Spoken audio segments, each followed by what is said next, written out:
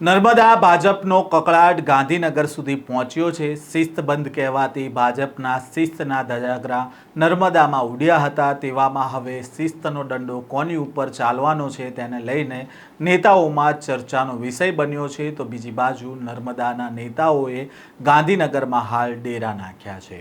શું છે આ સમગ્ર મામલો, વાત કરીશું આ વિડીયોમાં। વૈષ્ણવજન તો તેને કહીએ જે પીડ પરાઈ જાનાને રે।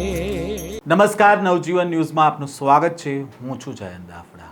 થોડા દિવસ પહેલા રાજપીપળાના આંબેડકર હોલમાં વડાપ્રધાન નરેન્દ્ર મોદીના શાસનના 12 વર્ષ પૂર્ણ થવા નિમિત્તે પ્રબુદ્ધ નાગરિકત્વ સન્માન કાર્યક્રમ યોજાયો હતો। આ કાર્યક્રમમાં સન્માન બાબતે જ હોબાળો થયો હતો, કારણ કે નાંદોદના ધારાસભ્ય ડૉક્ટર દર્શનાબેન દેશમુખનો આરોપ હતો અને તેમણે કાર્યક્રમમાં હોબાળો કરી અને તેમણે ચાલતી પકડી લીધી હતી અને ગાંધીજીના સ્ટેચ્યુ પાસે તેઓ ધરણા પર બેસી ગયા હતા।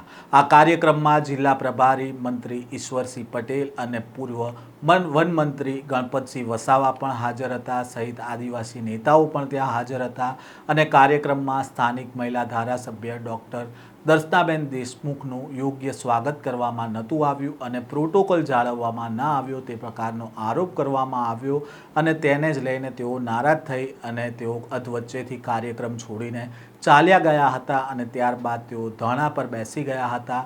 ધારાસભ્ય ડૉક્ટર દર્શના દેશમુખ છે, તેઓએ મીડિયા સમક્ષ આક્રોશ ઠાલવ્યો હતો અને જે તે સમયે તેમણે કહ્યું હતું કે ભાજપ સંગઠન અને ધારાસભ્ય પદ પરથી રાજીનામું આપી દઈશ જો કોઈ કાર્યવાહી નહીં કરવામાં આવે તો। અને તેમણે જિલ્લા ભાજપ પ્રમુખ નીલ રાવ પર તેમણે ગંભીર આરોપો લગાવ્યા હતા અને તેમણે કહ્યું હતું કે છેલ્લા 2 વર્ષથી જિલ્લા ભાજપ પ્રમુખ દ્વારા મારું સતત અપમાન કરવામાં આવી રહ્યું છે અને ગાંધીનગરના એક મોટા મંત્રીનું પીઠબળ હોવાના કારણે જિલ્લા પ્રમુખ પોતાની મનમાની ચલાવી રહ્યા છે। જો કે ધારાસભ્યના સમર્થનમાં સાંસદ મનસુખ વસાવા પણ આવ્યા હતા અને તેમણે ધારાસભ્ય અને સાંસદ બંનેએ થઈને જિલ્લા પ્રમુખ સામે આરોપ લગાવ્યા હતા અને સાંસદે તો ત્યાં સુધી કહ્યું હતું કે નર્મદામાં બેફામ દારૂ વેચાઈ રહ્યું છે અને તેમાં પણ જિલ્લા પ્રમુખનો હાથ છે અને બુટલેગરો સાથે તેમની સાંઠગાંઠ છે।